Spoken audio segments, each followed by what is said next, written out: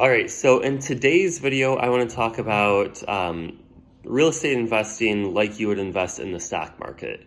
And I'm not talking about REITs or anything. I'm actually talking about the strategies like dollar cost averaging and diversification. And if you're unfamiliar with those terms and how they are traditionally used, it would be dollar cost averaging is a way to basically mitigate risk by investing smaller sums at a regular basis into the stock market. So say you had $12,000 to invest, instead of investing all $12,000 as a lump sum at one point in time, you would actually invest, say, $1,000 in 12 increments. So, every month you would invest $1,000 then. And the idea behind that is that you're just limiting your exposure to the volatility of the stock market. And basically, you don't want to necessarily invest $12,000 and then next week or next month have the market bottom out on you and you bought at the peak of the market.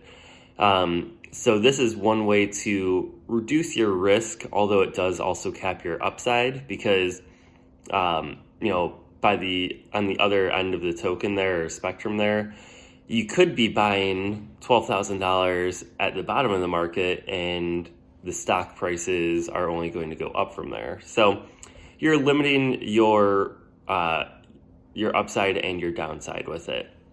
And then for diversification, it would be another way to mitigate risk, and that would just be, instead of having all of your eggs in one basket, like the tech sector or the healthcare sector, both of which are doing really well right now, which the stock market in general is doing really well right now.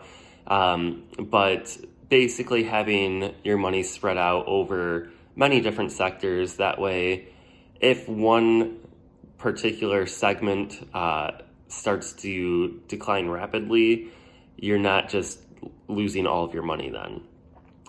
So another way to think of it is like the dot-com bubble, in 1999 and 2000. So how this would apply to real estate then is for the dollar cost averaging. Actually, I'll do that one second because I think that probably doesn't apply to as many people. But diversification, why not, instead of only invest in single family homes in one area, why not invest in multiple asset classes and multiple areas too?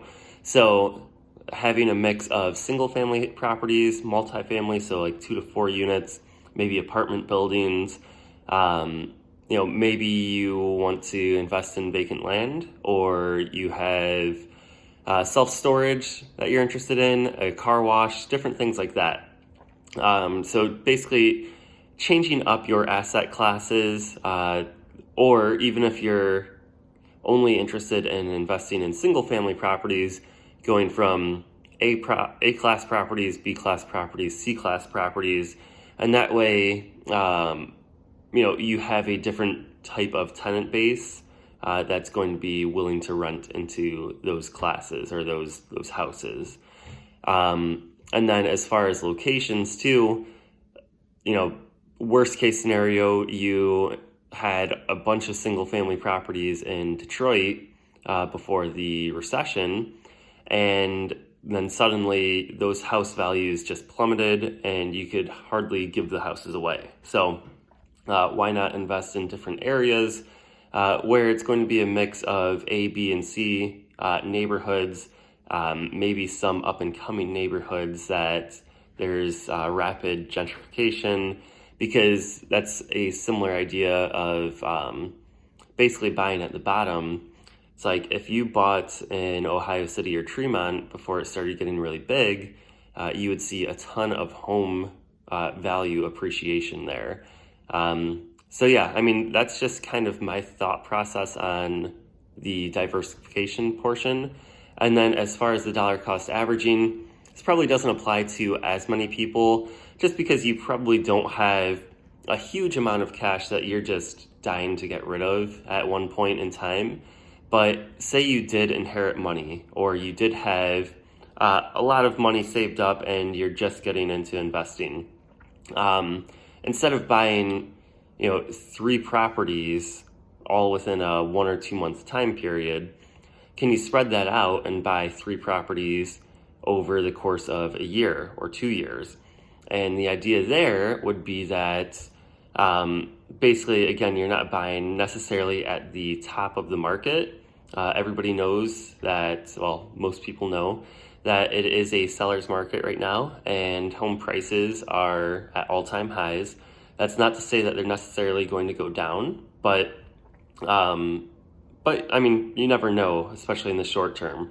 So my belief is that home prices will still appreciate, definitely not as rapidly as they have been, but why not basically hedge your bet, so to speak, and buy, 1 property every 6 months or 1 property a year, and that way you're buying at different levels of pricing then. So that would be the dollar cost averaging, where you're buying several over the course of time as opposed to just buying a bunch right now. Again, that probably doesn't apply to as many people, but yeah, this is just my random thought of the day, and let me know what you think. Thanks.